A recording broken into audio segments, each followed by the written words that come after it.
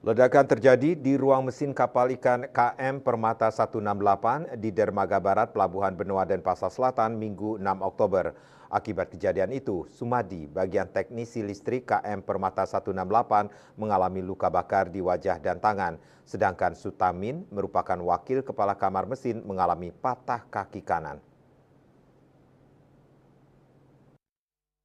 Dari keterangan Minutfah, 32 tahun, selesai mengecat knalpot kapal, ia istirahat di ruang kemudi bersama ABK lainnya. Pada saat itu ia mendengar ledakan sangat keras di kamar mesin. Minutfah bersama teman-temannya lari menyelamatkan diri dan melihat ada seseorang terpental ke kapal sebelah. Sedangkan menurut Erwin Masela, 32 tahun, usai membersihkan kaca kemudi, mendengar ledakan sangat keras di kamar mesin. Erwin panik dan lari ke dek kapal. Ia melihat ada asap tebal dari kamar mesin dan membantu menghentikan kepulan asap keluar dari kamar mesin tersebut. Pukul 13 WITA, kepulan asap bisa dihentikan oleh petugas PMK Plindo Benoa.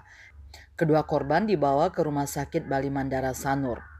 Kertanegara Bali Pos melaporkan.